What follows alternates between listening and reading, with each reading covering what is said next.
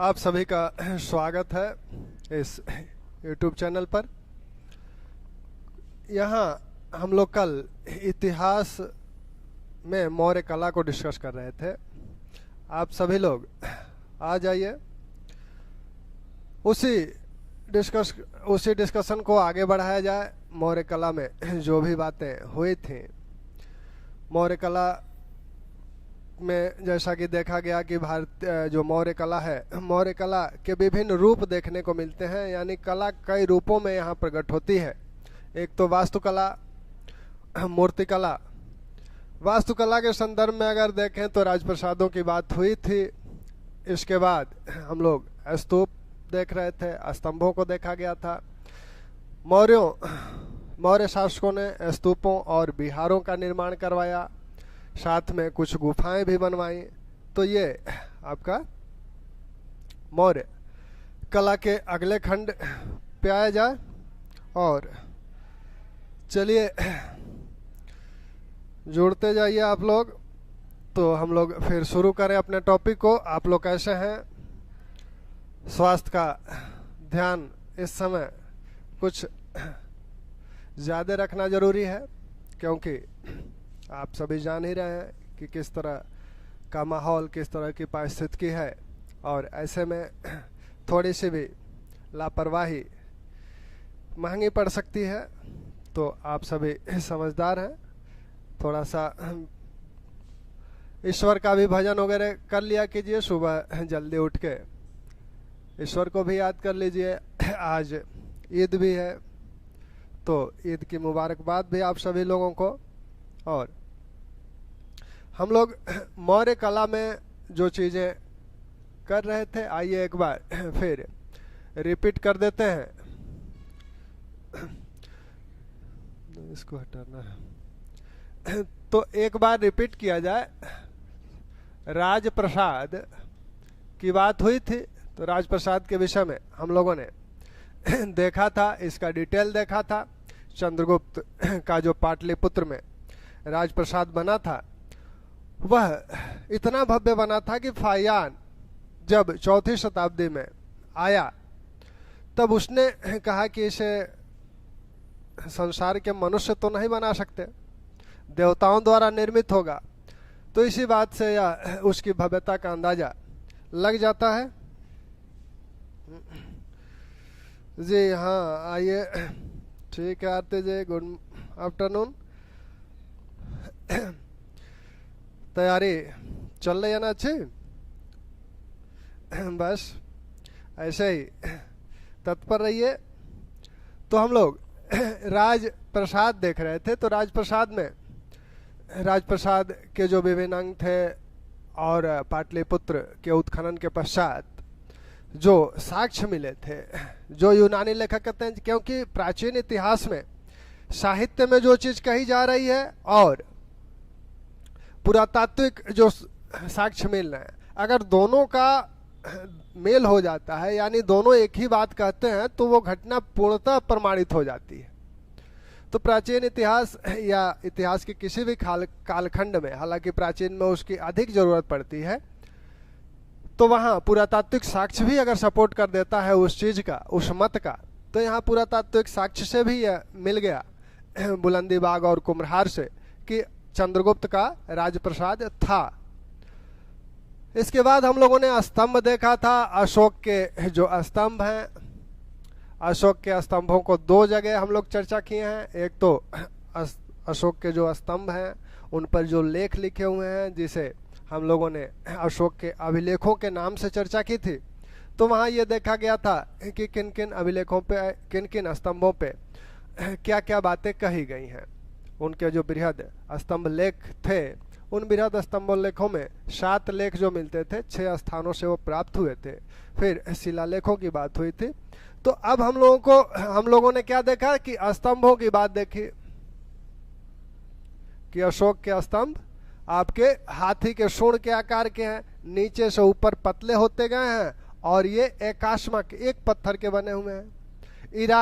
Iran के जो स्तंभ हैं, कुछ इतिहासकारों का मानना है कि उन्हीं स्तंभों के अनुकरण पर अशोक ने अपने इन स्तंभों का निर्माण करवाया था। तो उसका भी खंडन हम लोग कर ले गए थे कि उसके देवदत्त जी गुड आफ्टरनून, तो उसको हम लोगों ने उसकी तुलना की थी कि कैसे भिन्न है।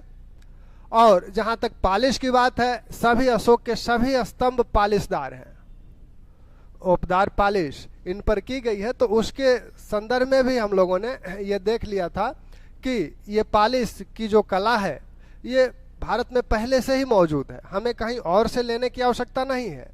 अब वो कहाँ कहाँ मौजूद है, तो सैंधव काल में ही देखा गया था क्या, धौलावीरा से जो पालिशदार श्वेत पाषाण खंड मिले थे, आपस्तंभ सूत्र में जो आपस्तंभ सूत्र में जो पालिश करने की विधि बताई गई है, पालिश करने के मसालों का जो विवरण है, तो इन सब बातों से यह स्पष्ट हो गया था। गुड आफ्टरनून आलोक सर, रोबिन जी नमस्कार। बातें समझ में आ रही है ना? अगर कहीं कोई दिक्कत लग रही हो तो उसे आप बेहिचक बताइएगा, ठीक। अगर आपको लगता है कि हाँ ये चीज़ नहीं है या है तो वो बता दीजिएगा। हो सकता है कभी कुछ चीज़ें मिस हो जाती हैं, लेकिन ऐसा नहीं है कि वो हमेशा नहीं मिस होगी, अगले क्लास में उसे करा दूंगा अगर कोई ऐसा मिस हो जाता है तब। तो स्तंभों की बात हम लोग कर लिए थे। स्तंभों के बाद हम लोगों ने क्या देखा था, स्तूप की बात चल रही थी। स्तूप का विन्यास देखा गया था कि स्तूप में जो अंग जिसे कहते हैं, अंग जिसे कह सकते हैं, यह वेदिका है, मेधी है, और इसके चारों ओर वेदिका बनी होती है, यानी स्तूप के चारों ओर वेदिका बनी होती है जिसे रेलिंग कहा जाता है। रेलिंग अंग्रेजी में इसे रेलिंग कहते हैं। तो ये वेदिका स्तूप के चारों ओर बनी होती है, और यह जो वेदिका और स्तूप के बीच का जो भाग है इसको कहते हैं प्रदक्षिणा पथ। ये सीधे सीधे सवाल, प्रदक्षिणा पथ, सीधे सीधे सवाल पूछे जाते हैं यूपीएससी में। एक दो वर्ष पहले भी ये प्रदक्षिणा पथ की बात पूछे थे। प्रदक्षिणा पथ क्या है स्तूपों में, ये आपने वेदिका इसे कहा। ये जो भाग है गोलाकार, इसे अंड कहा जाता है। ये उल्टे कटोरे के आकार का भाग होता है। और स्तूप का जो सबसे पवित्र भाग है वो आपका ये हर्मिका है, इसे हर्मिका कहा जाता है, देव स्थान। हर्मिका का मतलब देव स्थान होता है। तो ये स्तूप का सबसे पवित्र भाग है। इसके ऊपर एक दंड होता है और 3 छत्र स्तूप पर बने होते हैं।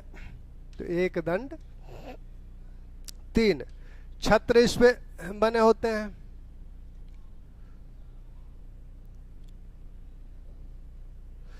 तीन छत्र हैं। यहां ये आपकी मेधी यानी चबूतरा, एक चबूतरे पर बनाया जाता है। हालांकि गुप्तकालीन जो स्तूप है, विशेषकर सारनाथ वाला जो धमेक स्तूप है, वो बिना चबूतरे के बनाया गया है, जमीन पे बना हुआ है, लेकिन सामान्यतः चबूतरा होता है। दक्षिण भारतीय जो स्तूप हैं, सातवाहन काल के कुछ स्तूपों में आयक देखने को मिलता है। एक शब्दावली स्तूपों के संदर्भ में जब वास्तुकला हम लोग करेंगे तो उसको और डिटेल किया जाएगा। आयक यानी जब चबूतरा थोड़ा सा वर्गाकार या वर्गाकार चबूतरा जब आगे की तरफ बढ़ा दिया जाता है, इस चबूतरे को आगे की तरफ चारों ओर बढ़ा दें तो वही आपका आयक है। कुछ स्तूपों पर ये जो मेधी है ये 3 बनी हुई है, जैसे आपका सांची स्तूप है, सांची पे ये 3 बनी हुई है, एक भूतल पर, एक मध्य भाग में, और एक आपके एक यहाँ दिख रहा है, एक ये भूतल पे बना हुआ है, एक मेधी यहाँ बनी हुई है और एक हर्मिका के पास बनी हुई है। तो 3 मेधियां हैं। प्रदक्षिणा पथ जो सांची वाला महास्तूप है उसका प्रदक्षिणा पथ मध्य वाली जो मेधी है उस पे है। यहाँ इस पे हम लोग, इस पे लोग अपनी प्रदक्षिणा करते हैं, इस पे परिक्रमा करते हैं स्तूप की। तो इस प्रकार अखंड जी गुड आफ्टरनून। बात समझ में आ रही है ना? तो हम लोगों ने यहां देखा कि यह जो मध्य वाला है भाग, इसी पर परिक्रमा सांची का जो महास्तूप है उसमें की जाती है। तो हम लोग कहाँ थे? अभी हम लोग थे स्तूप के विन्यास पे। तो ये कितने अंग हो गए? ये आपका मेधि हो गई, ये अंड भाग हो गया, ये हर्मिका हो गया, ये दंड हो गया, ये दंड हो गया, ये आपके छत्र हो गए, ये तीनों छत्र हो गए। ये आयक, कुछ स्तूपों में आयक मिलेगा। पर दक्षिणापथ, जहां अनुयायी इस स्तूप की परिक्रमा करना चाहते हैं। मौर्य स्तूपों की विशेषताएं क्या है? यह जो अंड बना हुआ है यह किसका बना हुआ है? ईंट से बना हुआ है। तो ईंटों से ये गोलाकार भाग जो स्तूप का है वो ईंटों से बना हुआ है।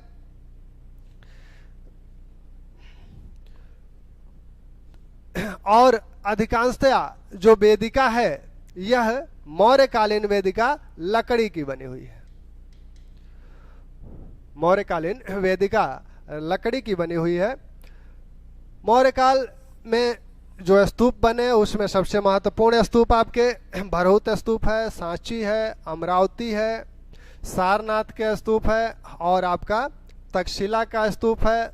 एक स्तूप राजस्थान से भी मिला हुआ है, बैराट स्तूप। तक्षशिला से 2 स्तूप हैं, एक स्तूप कुड़ाल स्तूप भी मिला हुआ है। तो उन स्तूपों को अगर देखा जाए तो मौर्यकालीन स्तूप, मौर्यकालीन स्तूप भरहुत, सांची, अमरावती, सारनाथ, तक्षशिला से 2 हैं, एक धर्मराज का स्तूप और एक कुड़ाल स्तूप।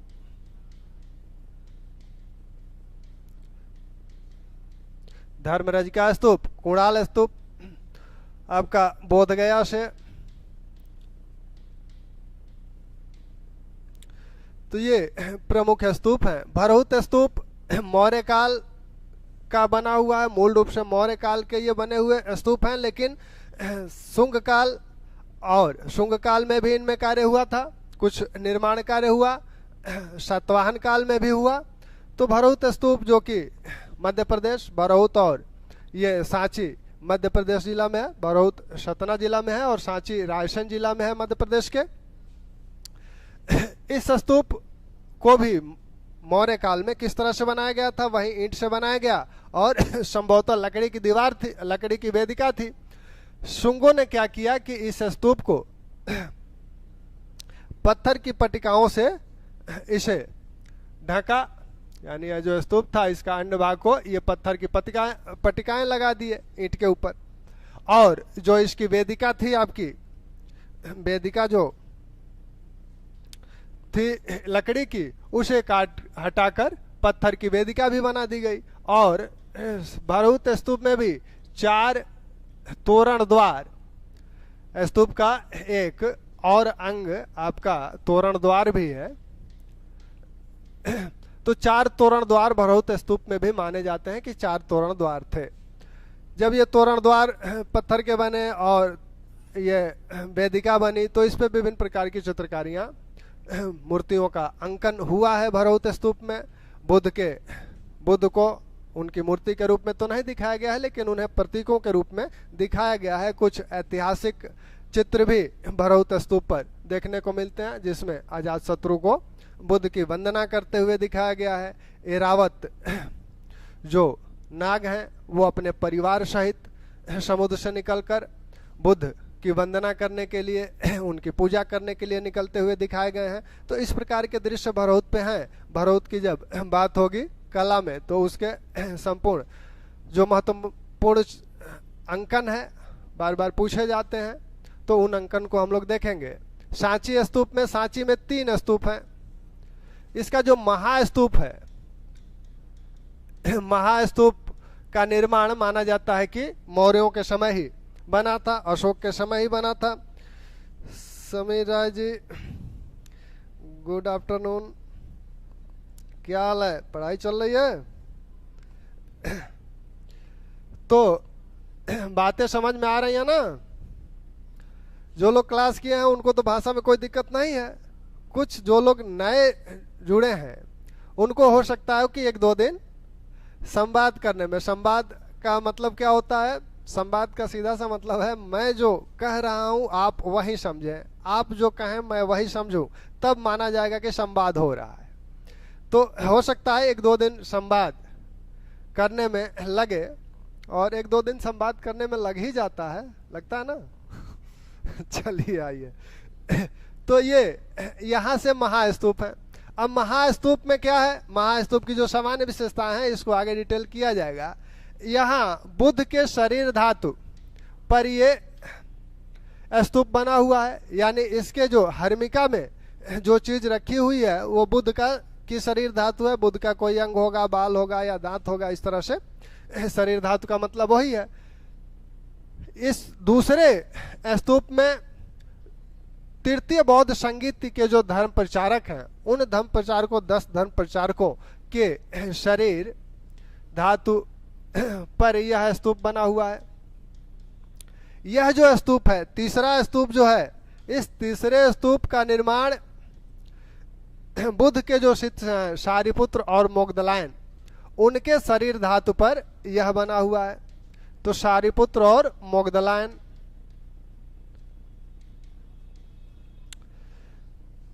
कुछ सामान्य विशेषताएं इसकी यह है कि महास्तूप पर पहले वो मौर्यों के समय ईंट का बना था, लकड़ी की वेदिका थी। सुंगू के काल में उसे पत्थर से पाटा गया, फिर वेदिका को हटा के पत्थर की वेदिका बनाया गया। सातवाहन काल में इसमें 4 तोरण द्वार बना दिए गए।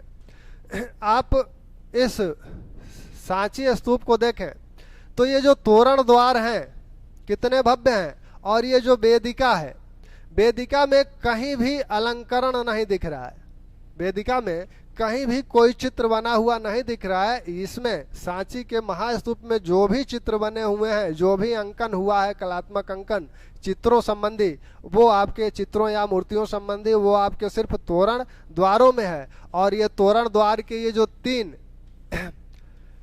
पट पाषाण खंड दिख रहे हैं, इन्हें सूची बोला जाता है। तो सूचियों पे भी अंकन स्पष्ट दिख रहा है। वहीं आप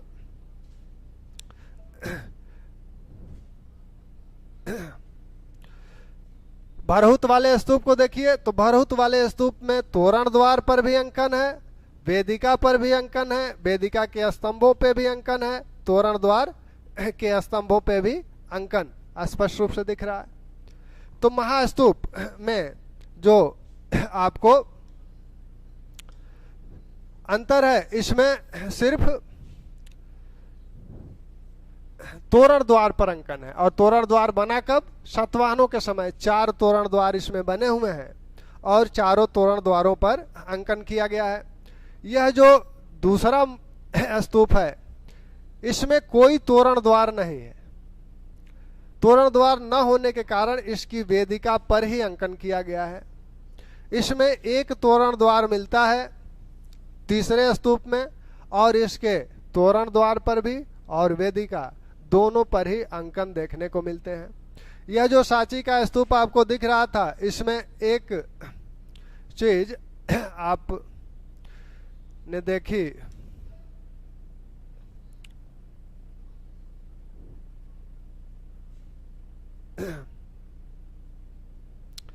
इसमें यहाँ जो कुछ नारी मूर्तियां यहाँ खड़ी हैं स्तंभों पे, वो जैसे किसी पेड़ की टहनी को पकड़ के विभिन्न पिक्चर्स में आप देखते होंगे, जब अभिनेत्री गाना, जब अभिनायक आता है, अभिनेता आता है और गाना गाने के मूड में होती हैं, तो वो ऐसे पकड़ के टेढ़ी मुद्रा में खड़ी होती हैं। तो वैसी ही मुद्रा में खड़ी हैं ये, इन्हें साल भंजिकाएं बोला जाता है। तो इस प्रकार के चित्र भी यहाँ देखने को मिलते हैं सांची में। अमरावती स्तूप सातवाहनों की कृति है और कुमार स्वामी इसे इसकी कला की सुकुमारता का उल्लेख करते हैं, लेकिन मूल रूप से यह स्तूप मौर्यों के समय बना हुआ था। सारनाथ को भी कुछ जगह धर्मरजिका स्तूप बोला जाता है। तो अगर धर्मरजिका की बात आती है कि धर्मरजिका स्तूप कहाँ था, अगर इन दोनों में से कोई विकल्प होता है तो आप एक विकल्प को टिक कर लेंगे। अगर तक्षशिला नहीं है, सारनाथ है, तो आप सारनाथ को टिक कर सकते हैं। ये पूछ लिया जाए कि धर्मरजिका स्तूप किस काल में बना था, किसने बनवाया था, तब तो कोई विवाद ही नहीं है। सारनाथ के साथ एक और तथ्य जुड़ा हुआ है जहां थोड़ा सा कंफ्यूजन होगा आपको। यहीं पर एक धमेक स्तूप है और यह धमेक स्तूप जो है ये गुप्त कालीन है, सारनाथ से ही मिला हुआ है। तो इसमें थोड़ा सा कंफ्यूजन हो सकता है, इसलिए यहाँ से प्रश्न बन सकता है। जहाँ आपके कंफ्यूज होने की संभावना अधिक होती है, वहाँ से प्रश्न बनने की भी संभावना अधिक होती है। लोकेश जी कैसे हैं? रविकांत जी, बात समझ में आ रही है?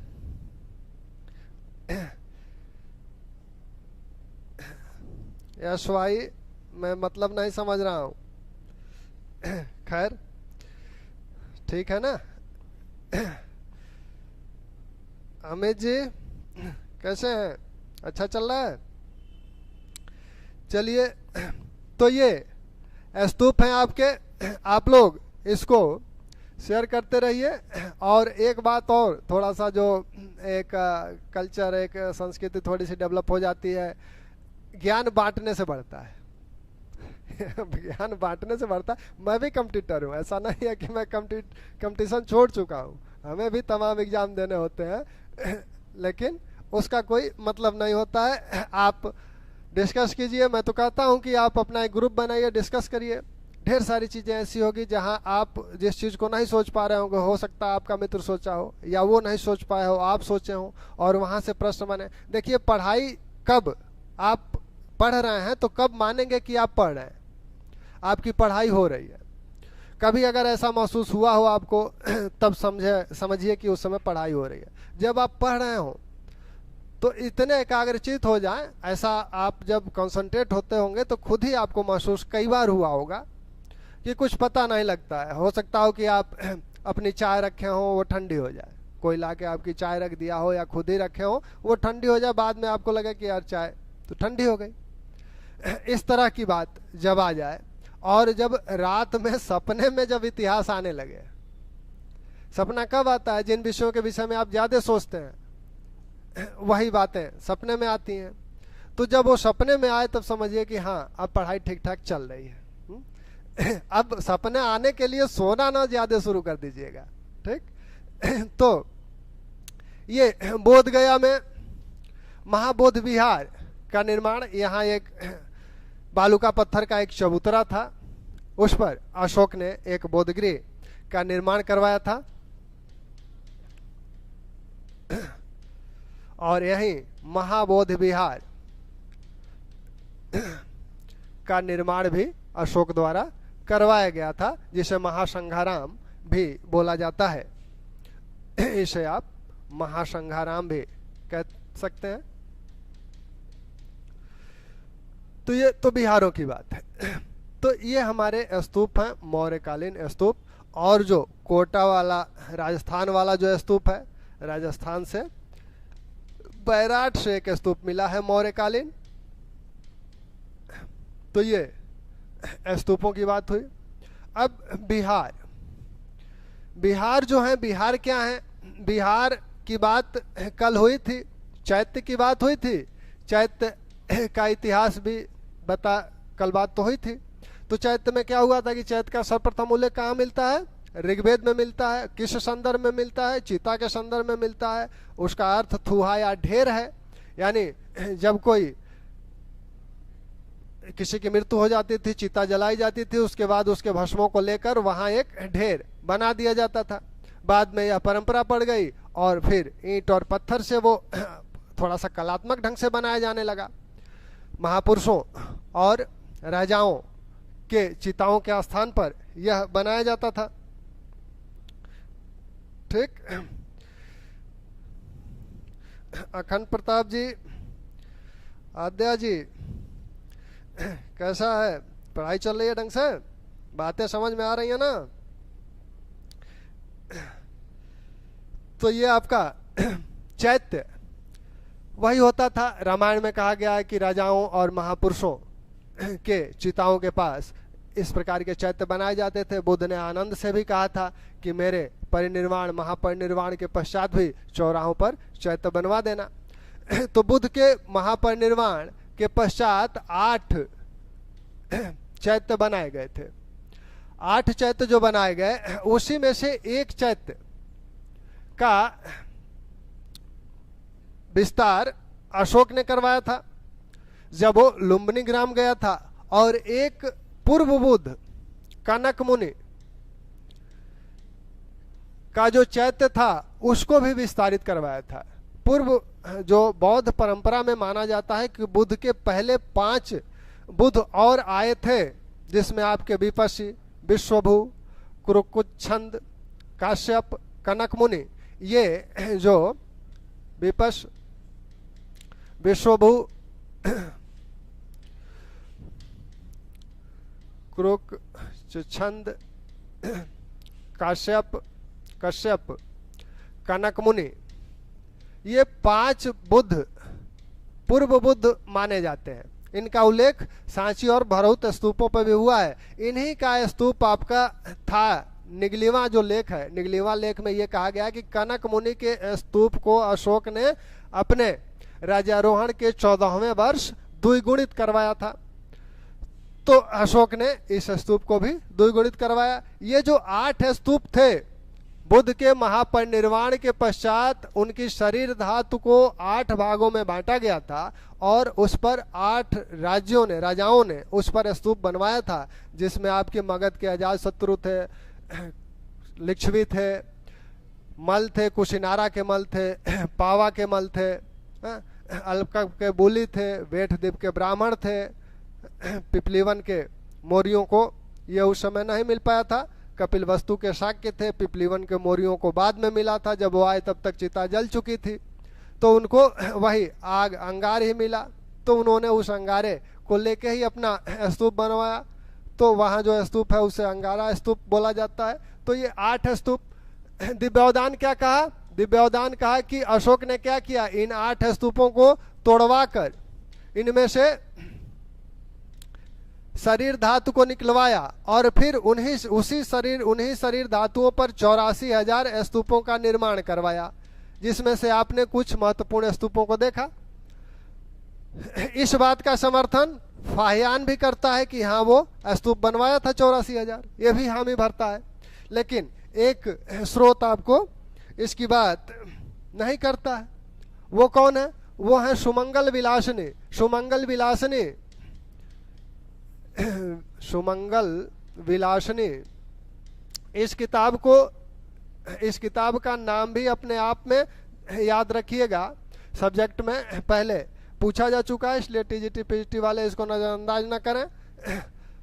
सिविल वाले कर सकते हैं, लेकिन आप भी ना करें, क्योंकि प्रश्न जब पूछा जा चुका है पहले तो सिविल में भी पूछा जा सकता है। सुमंगल विलासिनी बुद्ध घोष ने दिघ निकाय पे जो टीका लिखी है वो सुमंगल विलासिनी नाम से लिखी है। तो इसे किसने लिखा है? बुद्ध घोष ने लिखा है। और किस पे टीका है? दिघ निकाय। दिघ निकाय किसका भाग है? सुत्त पिटक का भाग है। सुत्त पिटक में जो 5 निकाय हैं उसी में से एक निकाय दिघ निकाय है, और इस पर टीका बुद्ध घोष ने सुमंगल विलासिनी नाम से लिखी। इस टीका में बुद्ध घोष क्या कहते हैं कि अशोक ने 84,000 स्तूप का निर्माण नहीं करवाया, वो 84,000 विहार का निर्माण करवाया। लेकिन सर्वमान्य मत क्या है? सर्वमान्य मत यह है कि उसने 84,000 स्तूप का निर्माण करवाया। इसी मत को माना जाता है, मान्यता यही है, इतिहास में भी मान्यता यही है। अब बिहार क्या है? चैत्य और चैत्यगृह में अंतर हम लोग देखे थे। चैत्य, जब खुले आसमान के नीचे चैत्य बने तब ये चैत्य है। और जब किसी भवन में इस चैत्य को बनाया जाए या किसी गुफा में बनाया जाए तब इसे आप चैत्य गृह कहेंगे। तो ये चैत्य गृह है, किसी गुफा में बने या किसी भवन में बने, किसी गृह में जब चैत्य बने तो वो चैत्य गृह है, और जब खुले आसमान में बने तो वो चैत्य है। ये इनकी तुलना हिंदू मंदिरों से की जा सकती है। ये हिंदू मंदिरों के समान है। और हिंदू धर्म में, हिंदू परंपरा में दो चीजें हैं, मंदिर और मठ। यहाँ देवता का स्थान है, देव स्थान है ये, और मठ में क्या है, पुजारी निवास करते हैं। तो वैसे ही यहाँ ये मंदिर के समान यहाँ चैत्य है और या चैत्य गृह है, और यहाँ मठ के समान ये विहार है। यहाँ भिक्षु निवास करते हैं, भिक्षु रहते हैं। ठीक, तो विहार का सामान्य सा अर्थ है कि वो जहाँ भिक्षु रहते हैं। अशोक के दो महत्वपूर्ण विहार हैं, दो क्या तीन विहार आपके हैं। रामेंद्र सिंह जी क्या हाल है? तो बिहार पाटलिपुत्र का अशोकाराम विहार और पाटलिपुत्र का कुक्टाराम विहार, और आपने बोध गया में देखा महाबोधि विहार। तो ये तीन बहुत ही महत्वपूर्ण है। और इसी कुक्टाराम विहार, यह जो कुक्टाराम विहार है, इसी कुक्टाराम विहार को अशोक ने 100 करोड़ दान देने का वादा किया था। उसकी इच्छा थी कि इस विहार को 100 करोड़ दान दिया जाए। दिव्यावदान में जो कहानी मिलती है, जो इसका उल्लेख हुआ है, उसमें यह है कि अशोक ने एक बार पूछा लोगों से कि सबसे ज्यादा बौद्ध संघ को दान कौन दिया है। तो लोगों ने बताया कि महाराज एक अनाथ पिंडक नामक व्यापारी था, उसी ने सबसे ज्यादा संघ को दान दिया है। अब संघ को दान अनाथ पिंडक दिया था। अनाथ पिंडक कहाँ का था? श्रावस्ती का था। और उसने यहाँ के श्रावस्ती के राजा के जो पुत्र जेतवन थे, उनसे उनका महल खरीद लिया था 80 करोड़ स्वर्ण मुद्राओं में, और उसे दान दे दिया संघ को। तो अशोक ने कहा कि कम से कम उतना तो देंगे ही, प्रयास करेंगे उससे ज्यादा दें। तो ये दान 100 करोड़ जब दिए थे, 96 करोड़ जब दान दे लिए, तब अब 4 करोड़ बचा था, इसे भी देना चाहते थे। तो इसके लिए उन्होंने कहा कि इतनी राशि राजकोष से संघ को ट्रांसफर कर दी जाए। अब गूगल पे होगा या जो भी होगा तो उससे ये ट्रांसफर करवा रहे हैं। लेकिन ये बात पता लग गई किसको? अमात्यों को पता लग गई। राजगुप्त अशोक के प्रधानमंत्री हैं। राजगुप्त ने संप्रति को कहा कि महाराज अब कितने दिन के हैं, आगे आपको समस्या आनी है, राजकोष खाली रहेगा। तो जैसा कि जब कोई नई सरकार आती है तो पिछली सरकार पर यही आरोप लगाती है कि राजकोष खाली करके चले गए, हम क्या करें।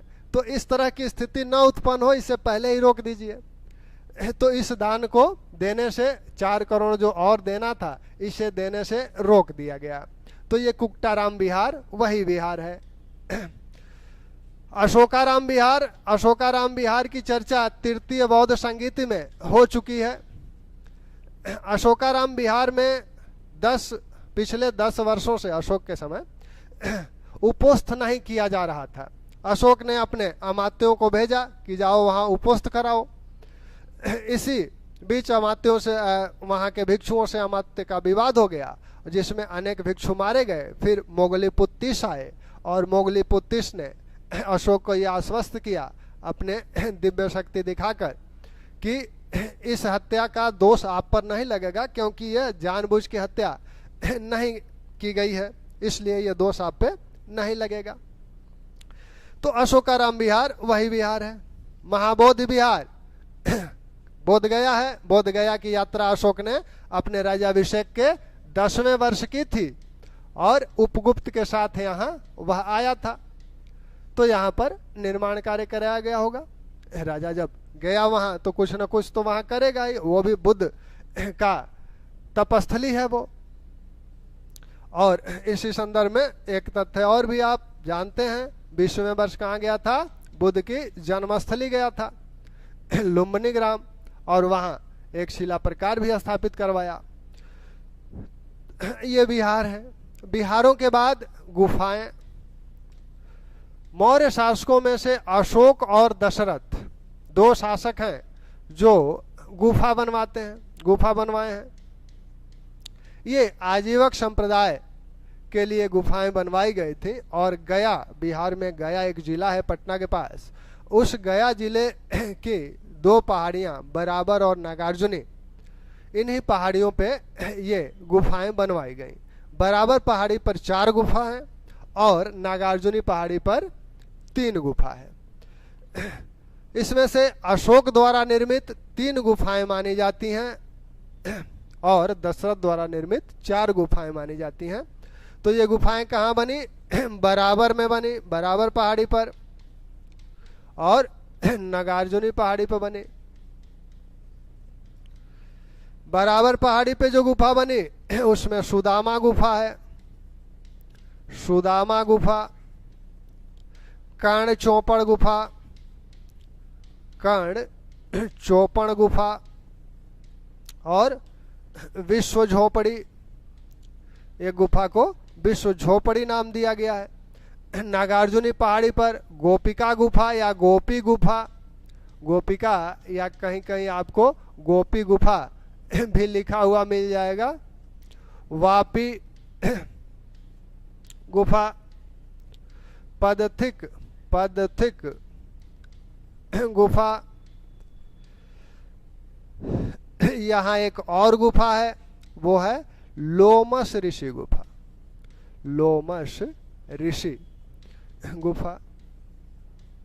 तो ये कुल 7 गुफाएं हैं, 4 बराबर पे और 3 नागार्जुनी पे। ये बराबर वाली जो 3 गुफाएं हैं, अशोक अपने राज्याभिषेक के 12वें वर्ष इसका निर्माण करवाता है, 19वें वर्ष इसका निर्माण करवाता है, 12वें वर्ष ही इसका निर्माण करवाता है। ये जो गुफा है गोपिका गुफा, दशरथ अपने राज्याभिषेक के वर्ष इसका निर्माण करवाता है। यानी अगर ये कहा जाए कि दशरथ ने सबसे पहले गुफा कौन सी बनवाई, तो राज्याभिषेक वर्ष में बनवाई, उसके बाद ही अन्य गुफाओं को बनवाया होगा। ये तीनों गुफाएं अशोक की मानी जाती हैं, अशोक की हैं। ये तीनों गुफाएं दशरथ की हैं, इसमें कोई विवाद नहीं है। इस गुफा के विषय में थोड़ा सा विवाद इतिहासकारों के बीच है, लेकिन अधिकांश लोग ये मानते हैं कि इसे दशरथ ने बनवाया।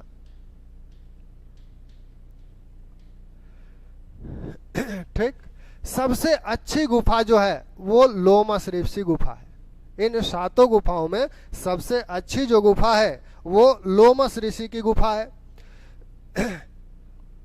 इस गुफा में 2 कक्ष हैं, इस गुफा में भी 2 कक्ष हैं, इसमें भी 2 कक्ष हैं। इसमें सिर्फ 1 कक्ष है कर्ण चौपड़ में। इस गुफा में द्वार भी बना हुआ है, जो आगे चलकर बिहारों के भव्य द्वार बनने लगे उसकी शुरुआत इसी लोमस ऋषि गुफा से मानी जाती है। और इस गुफा के द्वार पर 2 स्तंभ जो लगे हुए हैं, तिरछे लगे हुए हैं। इसके पीछे, उस स्तंभ के पीछे एक स्तूप बना हुआ है और सटे हुए स्तूप के बगल में 2 हाथी बने हुए हैं। तो ये दिखाया गया है कि हाथियों को स्तंभ की पूजा करते हुए दिखाया गया है। तो अगर कहा जाए कि हाथी स्तंभ की पूजा कहाँ करते हुए दिखाए गए हैं, तो आपका लोमस ऋषि गुफा है। ये दोनों गुफाओं में 2-2 कक्ष हैं। यहाँ के कक्ष वर्गाकार हैं, लेकिन यहाँ का कक्ष जो है अंडाकार है। एक खासियत इन सभी गुफाओं की, जो सामान्य खासियत है जो सब में पाई जाती है, वो है कि इनकी दीवारें और छतें दोनों पालिशदार हैं। दीवार और छत दोनों पे पालिश की गई है। तो ये आपके गुफाएं हैं। तो गुफाओं से कोई प्रश्न गलत नहीं होगा। ठीक। 7 गुफाओं में 3 अशोक की मानी जाती हैं, 4 दशरथ की मानी जाती हैं। सुदामा और विश्व झोपड़ी दोनों अशोक ने अपने राज्याभिषेक के 12वें वर्ष इनका निर्माण करवाया। जहां भी अशोक के काल निर्धारण की बात आती है उसके अभिलेखों में भी, तो वो उसके राज्याभिषेक से ही निर्धारित किया जाता है। उसके गद्दी प्राप्त करने के वर्ष 273 ईसा पूर्व से नहीं बल्कि 269 ईसा पूर्व से। तो ये गुफाएं रही। अब राजकीय कला, ये सारे राजकीय कला के ही अंग अभी चल रहे हैं। राजकीय कला में मूर्तियां कुछ मिली हुई हैं।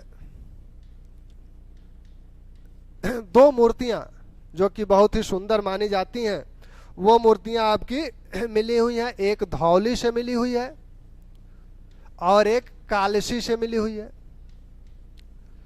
साथ में एक गुफाओं की अगर बात हो रही है तो एक गुफा और भी ध्यान रखिएगा दशरथ के समय की मानी जाती है, वो आपकी छत्तीसगढ़ से मिली है, सीता बोंग गुफा।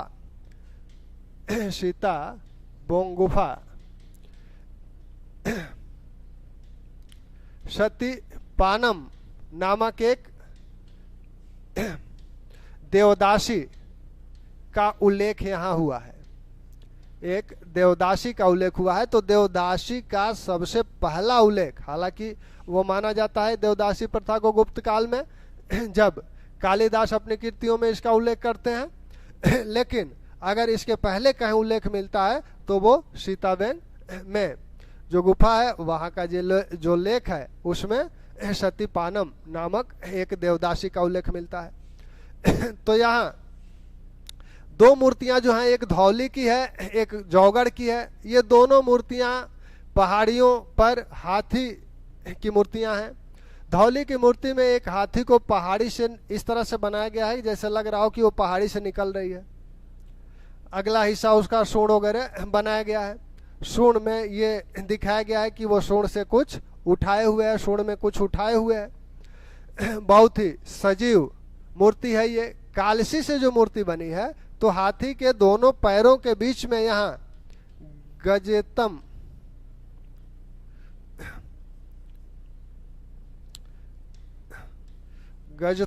लिखा हुआ है, यानी सर्वोत्तम हाथी, सर्वोत्तम हाथी गजतमे, गजतमे सर्वोत्तम हाथी। तो सर्वोत्तम हाथी किस पे लिखा हुआ? यूपीएससी में एक प्रश्न अभी कुछ दिन पहले था जिसमें कुछ चित्रों के नाम दिए हुए थे, जिसमें एक नाम ये भी दिया हुआ था धौली का हाथी। कालक्रम से निर्धारित करना था कि इसमें सबसे पहला कौन है। तो और जो चित्र थे वो ध्यान नहीं है कौन कौन थे, वो सब गुप्तकालीन चित्र थे और ये आपका मौर्यकालीन है। ठीक, तो राजकीय कला के ये पक्ष हैं, राजकीय कला में ये चीजें। अब लोक कला की बात आती है। लोक कला में जो सबसे महत्वपूर्ण है, लोक कला में 2 चीजें कही गई थी, 2 चीजें बताई जाती हैं लोक कला में। एक तो यक्ष यक्षिणी की मूर्तियां और कुछ मिट्टी की मूर्तियां। यक्ष यक्षिणी की जो मूर्तियां बनी हैं वो पत्थरों पे बनी हैं, पत्थरों पे बनी हुई वो मूर्तियां हैं और उन पे भी पालिश की गई है, वो भी पालिशदार है। और ये मूर्तियां कहाँ कहाँ से पाई गई हैं? ये मूर्तियां विदिशा से पाई गई हैं, उड़ीसा से पाई गई हैं, आपके सारनाथ, बनारसी, आपके पाटलिपुत्र, मथुरा से कई मूर्तियां मिली हैं यक्ष यक्षिणी की। और यहीं से एक मूर्ति मिली है मणिभद्र की। मणिभद्र यक्ष यक्षिणी को देवी और देवता के रूप में माना जाता था। तो यहां से मणिभद्र की मूर्ति मिली है। ये कुबेर के कोषाध्यक्ष माने जाते हैं। इसी तरह से वाराणसी से एक त्रिमुखी यक्ष की मूर्ति मिली है, त्रिमुखी यक्ष मूर्ति।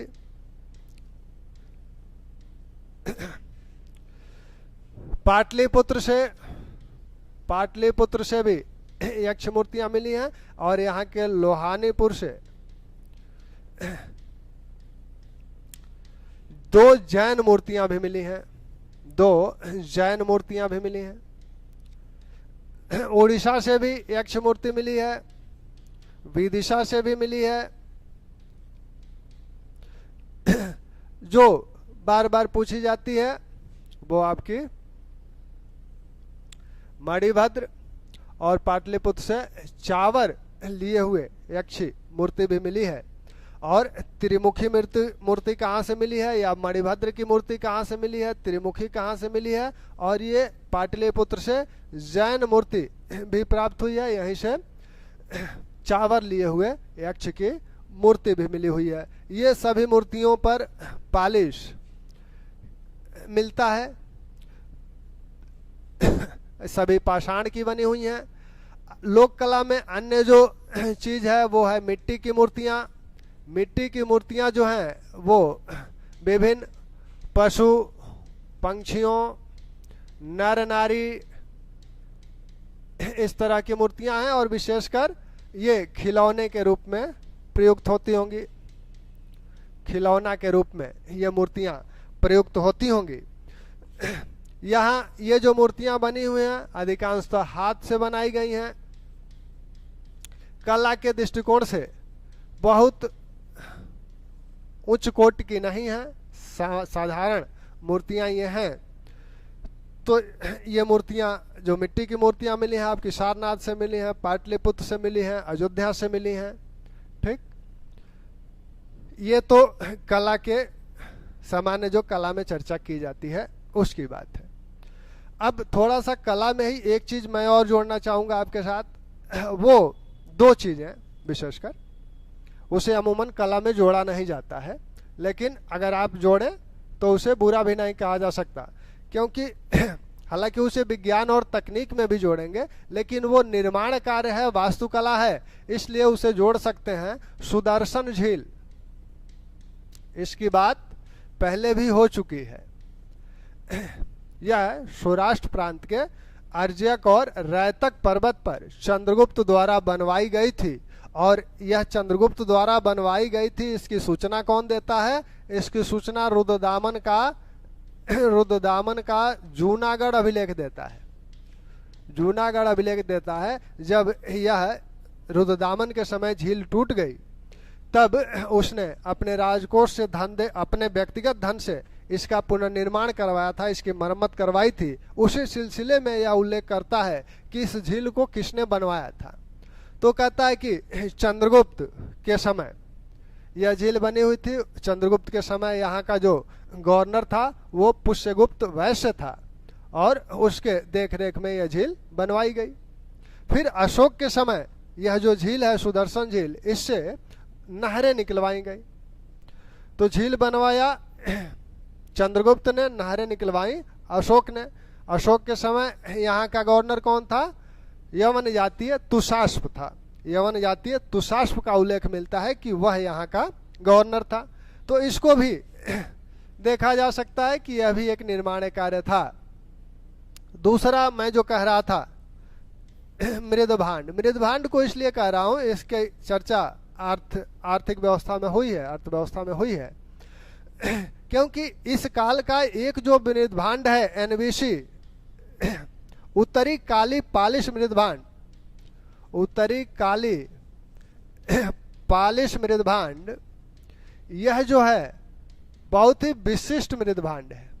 सबसे पहले तक्षशिला से पाया गया, और तक्षशिला से लेकर पूर्वी प्रदेशों तक इसका विस्तार है, और यह बहुत ही विशिष्ट मृदभांड है। बनाने के दृष्टिकोण से भी, बनाने में भी जो कला का प्रयोग किया गया है, इसका व्यापार भी होता था, इसलिए इसकी अर्थव्यवस्था में चर्चा हुई है। इसका व्यापार कौशाम्बी से होता था और बहुत ही उच्च कोटि का था, और ऐसा माना जाता है कि यह संभ्रांत वर्ग द्वारा ही प्रयोग किया जाता था। उच्च कोटि का था, महंगा होता होगा, तो संभ्रांत वर्ग द्वारा प्रयोग किया जाता है। जैसे आजकल भी जो चीनी मिट्टी के कप आदि आते हैं तो कई ब्रांड के आते हैं, तो उसमें भी इसी तरह का यह ब्रांड था, उच्च कोटि का एक ब्रांड था, जो कि बहुत ही कलात्मक दृष्टिकोण से भी बड़ा अच्छा था। तो ये रही मौर्य कला की बातें तथ्यों सहित। अब प्रश्न ये उठता है कि मौर्य कला मेंस के भी सिलेबस में है। मौर्य कला, क्योंकि कला सांस्कृतिक पक्ष प्राचीन से लेकर आधुनिक तक फर्स्ट पेपर में है, तो वहां से अगर कोई प्रश्न बनता है कि मौर्य कला पर 150 शब्द या 125 शब्द में संक्षिप्त टिप्पणी करें या मौर्य कला की विशेषताओं को बताएं, तो मौर्य कला की विशेषताओं को जब आप बताएंगे तो 20-25 शब्द में कला संबंधी एक पृष्ठभूमि दे देंगे। पृष्ठभूमि आप जो भी लिखें, 2-4 प्रकार के, जब भी कला की बात होगी तो 2-4 प्रकार की पृष्ठभूमि की बात करूंगा, उसमें से जो आपको अच्छा लगे आप उसे कहीं भी कला में एक जगह समेट सकते हैं। तो उसको लिखने के लिए आप लिख लेंगे कि किसी भी काल की कला की उन्नति तत्कालीन समय की या तत्कालीन राजनीतिक स्थिरता,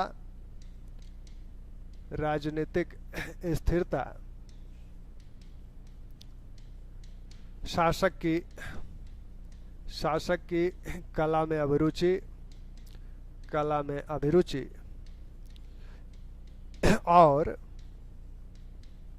साम्राज्य की आर्थिक सुदृढ़ता पर निर्भर करती है। मौर्य साम्राज्य में ये सभी कला के विकास के लिए उपयुक्त थे, यानी सब कुछ था वहाँ।